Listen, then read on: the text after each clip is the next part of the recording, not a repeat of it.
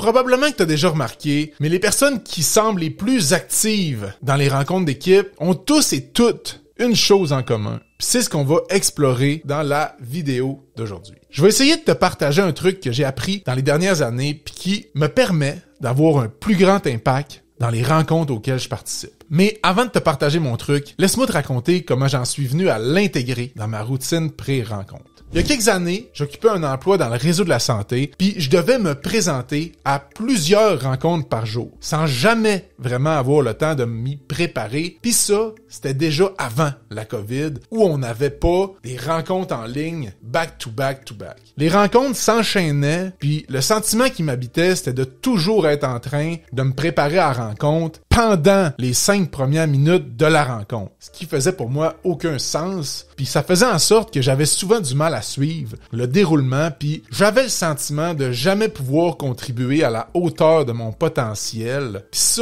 ça m'énervait royalement durant mes rencontres. J'avais tout le temps le sentiment d'être à la course, du moins c'est le sentiment que j'avais, puis ça me rendait pas service quand ça venait le temps d'essayer d'influencer les autres dans ces réunions-là, parce que j'avais pas toujours le sentiment d'être prêt. J'ai donc pris une décision importante après avoir lu un livre qui m'a profondément marqué. Je vais vous partager ce livre-là à la fin de la vidéo. Je vais toujours, à cette heure, suite à la lecture de ce livre-là, prendre le temps de me préparer ma curiosité avant de me pointer à une rencontre, quitte à arriver en retard. Dans un premier temps, je vais vous expliquer la définition que j'entends par le mot curiosité. La curiosité, du moins celle-là que moi j'essaie de mettre de l'avant dans mes rencontres, ça se résume en 3 actions concrètes que tout le monde a le potentiel de poser, d'agir en fait. Ouais. La première action, c'est d'identifier puis de poser une question pour laquelle vous désirez vraiment connaître la réponse.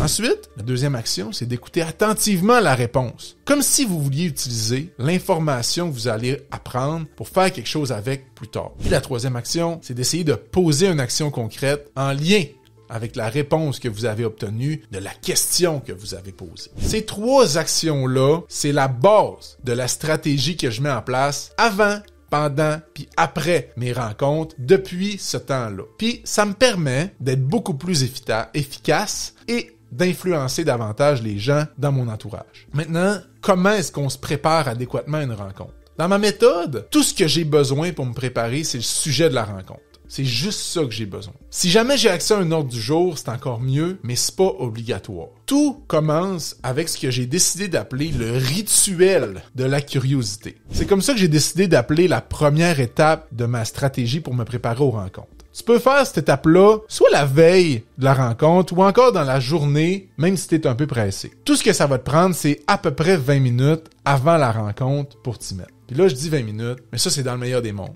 Parce que si tu as juste 5 minutes, ça peut aussi fonctionner. Il va juste falloir que tu réfléchisses un peu plus vite. L'étape de préparation est simple. Ce rituel de curiosité-là, il vise à développer puis à stimuler ta curiosité avant d'être dans le feu de l'action. Parce que souvent, dans le feu de l'action, ce qui arrive, c'est qu'on est dans le mode action, réaction, puis on n'a plus trop le temps des fois de réfléchir ou de se poser des questions. Fait qu'on se pose ces questions-là un petit peu avant, puis en gros, tu dois te poser juste quelques questions pratiques pour être en mesure de maximiser ta contribution durant la rencontre. Puis là, hésite surtout pas à prendre en note les questions qui vont émerger durant cette période de préparation-là sur un petit pad de notes comme celui-là. Les questions que moi j'aime bien me poser, il y en a 4 catégories de questions que je vais vous partager à l'instant. La première catégorie, c'est quoi la valeur ajoutée que t'apportes à cette rencontre-là? Puis là, on peut se poser la question, c'est-tu ma compétence? C'est-tu mon regard sur la situation? Les gens veulent-tu avoir mon opinion? Bref, pourquoi on a décidé de m'inviter à cette rencontre-là? À quoi je vais servir? Ça, c'est notre première catégorie de questions. La deuxième catégorie de questions, qu'est-ce qui me distingue de toutes les autres personnes qui sont présentes? C'est important de se demander ça. Parce qu'en trouvant ton caractère distinctif, ça va être de plus en plus facile pour toi de poser des actions qui vont te permettre de te démarquer. Puis donc, d'être beaucoup plus visible et crédible dans les rencontres, ce qui va te donner généralement beaucoup plus d'influence. Troisième catégorie de questions, qu'est-ce qui me rend curieux? C'est quoi que j'aimerais apprendre pendant cette rencontre-là? Je vais pas là pour rien, moi, là.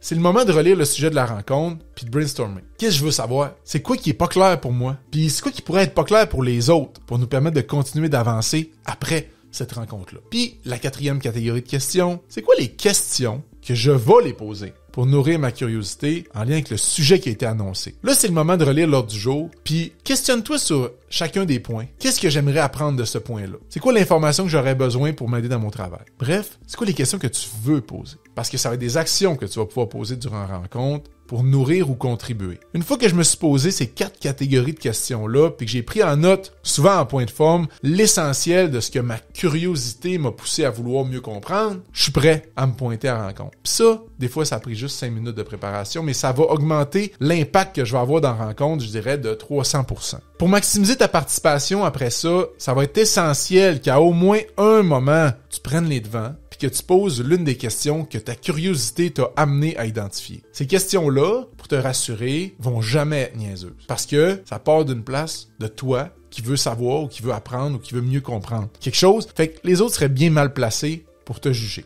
Puis si vous êtes quelqu'un de généralement timide ou encore plus effacé dans les rencontres, ça se peut que les gens soient un peu surpris de votre contribution nouvelle. Par contre, ça risque de devenir positif quand vous allez développer cette habitude-là. Puis les autres, ce qui va leur arriver, c'est qu'ils vont attendre vos questions. Parce que ces questions-là vont permettre au groupe d'aller plus loin, d'approfondir leurs réflexions, puis surtout de mieux comprendre certaines choses qu'ils n'avaient pas vu venir, qui sont propres à ta propre curiosité à toi, à ton champ d'expertise, puis c'est la raison pour laquelle tu vas développer ton influence dans les rencontres parce que tu vas être capable, avec ces questions ou ces commentaires-là, de démontrer au groupe ta valeur ajoutée. Donc, durant la rencontre, pose des questions puis surtout prends en note les réponses. Parce qu'il faut pas que tu oublies la 3e phase, la 3e étape de la curiosité qui stipule que faut que tu fasses quelque chose avec l'information que tu as ramassée quand tu poses une question. Donc, prends en note, puis essaie de réinvestir ces nouvelles connaissances-là ou les informations dans un projet ou encore dans une prochaine réunion. Pour finir, je t'invite à porter une attention particulière aux réactions des autres quand tu vas amorcer cette nouvelle technique-là. Comment ils réagissent? Puis n'hésite surtout pas à aller leur poser des questions en individuel aux gens que tu remarques qui réagissent à tes commentaires ou à tes questions. Parce que ça va t'aider à mieux comprendre ton impact dans les rencontres, puis à perfectionner cet impact-là que tu as. Puis comme disait un auteur que j'ai lu dernièrement, les plus grands leaders, c'est souvent ceux qui posent les meilleures questions dans un contexte où tout le monde cherche des réponses. Puis, comme je vous l'avais promis plus tôt dans la vidéo, le livre qui m'a amené à réfléchir à ma manière d'être plus curieux, il s'appelle A Curious Mind. Je vais vous déposer un lien dans la description de la vidéo pour que vous puissiez vous le procurer. D'ici là,